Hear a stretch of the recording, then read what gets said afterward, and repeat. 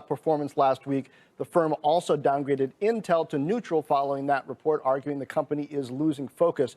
Joining us now, Mizuho's Vijay Rakesh. Vijay, good to have you. I want to talk about Intel, but first, give me your sense of why the downgrade now, based on what's going to happen in early 2022, and what signals you'll be looking for over the next 6 months or so that might signal things are getting better.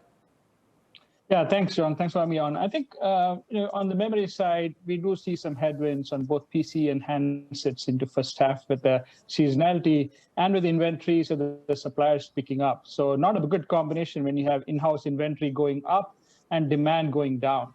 Also on the server DRAM side, I think going into first half, there's a potential for some of the major hyperscale OEMs to pare back some of the demand. So I think all three key segments in memory for DRAM and NAND seem to be a little bit softer into the first half.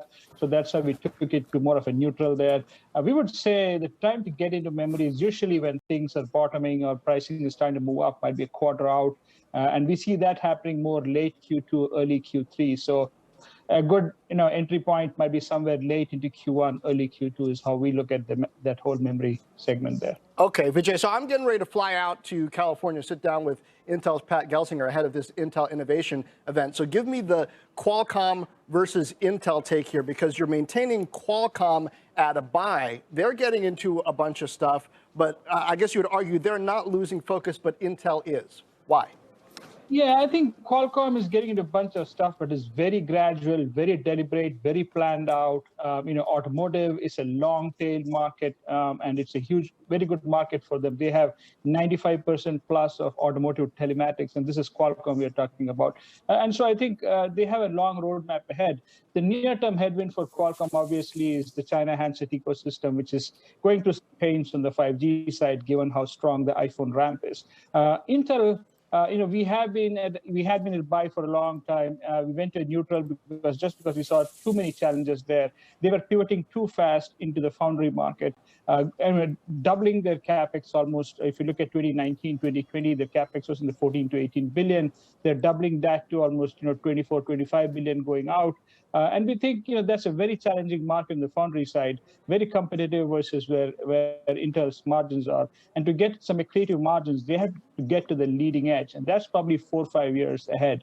And if you look at Intel's, they gave out some pretty lofty targets in terms of 10% CAGR on the top line, which if you look at the last couple of years, their top line has grown at 3% CAGR. Also, if you look at what they're talking about in terms of node transitions, they're talking about 5 node transitions in 4 years.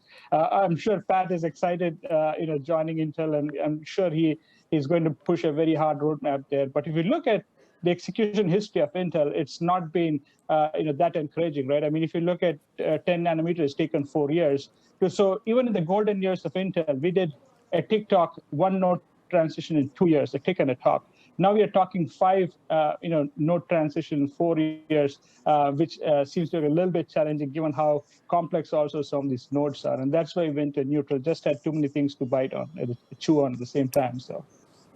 Vijay, sector-wide, I wonder, for those who are worried about the shortages and supply chain crunches, are you most heartened by CapEx and new capacity coming into Europe, the U.S., North America, or Asia-Pacific? I think, Carl, that's a good question. I think capacity coming on, is definitely something to watch. I think the worry longer term for investors is the addition of capacity globally in Europe, Japan, in the US, and even in Asia. Does that bring on a lot of oversupply if you look out 1.5 years, 2 years out? Especially as we comp some very strong stimulus that we've had in the economy in the last 2 years, right? As that starts to wane, how does demand look? How does that pair with the supply that is coming on globally? As many governments try to have in-source supply for strategic purpose, for security, strategic purposes and national security, right? So that's a worry longer term, how that supply-demand balance looks. In the near term, I think it's very favorable backdrop for the WFE guys, the semi-cap equipment guys like AMAT, Lam, etc., which stand to benefit as you see some of these major fabs being put out in the US and in Europe. So, okay, yeah, cautionary tone on a number of chip names. Vijay, thank you. Thanks a lot, John.